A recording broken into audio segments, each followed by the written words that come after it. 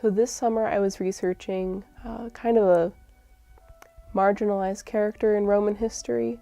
His name's Flavius Josephus, and he gained that name once he joined the Romans during the battle for Jerusalem in the late 70s AD. And he wrote most of the history that we know about the Jewish War and most of what we know about ancient Judaism during the period of the Romans.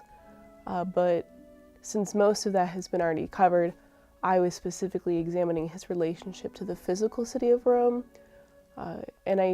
Since he never wrote about that, I kind of took his description of the Flavian triumph.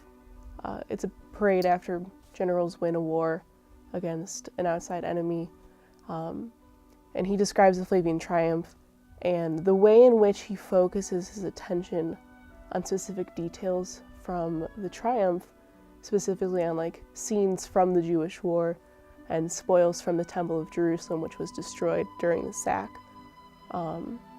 Using those details, I kind of pieced together how he might have lived in Rome after the war was over, which he did until he died around 100. So I didn't really know where I was going to go this summer, but I spent most of my time in the Loyola Library just reading and piecing together parts of his life, and I think I know him a bit better more, but I definitely still have a lot of questions about Josephus and what he was even doing.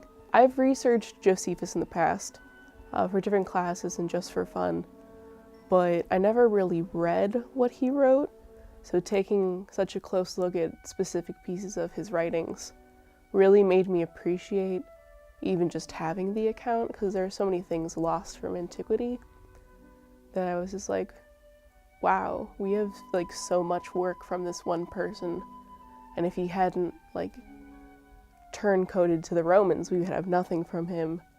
And just every new piece of information I learned about Josephus, I was like, this is wild.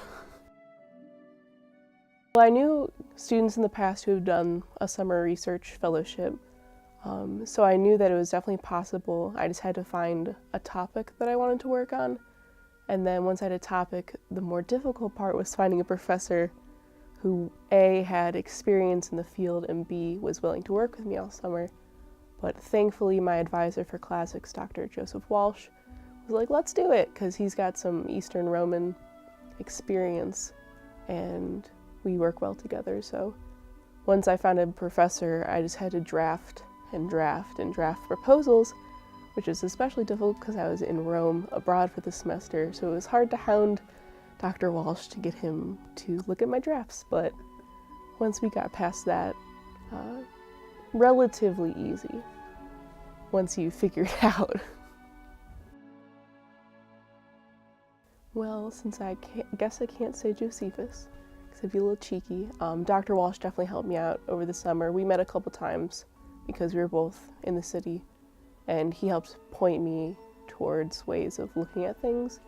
And then it was like, oh, well, go read this book or that book to give you a better insight on this topic. And I was like, it's always very helpful to have an advisor.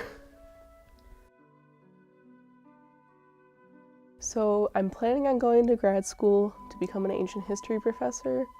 So since I was doing research all summer, it really helped prepare me for the kind of work I'll be doing in grad school, and like confirmed that I actually do want to do this, because I didn't mind spending all of my summer in a library reading books.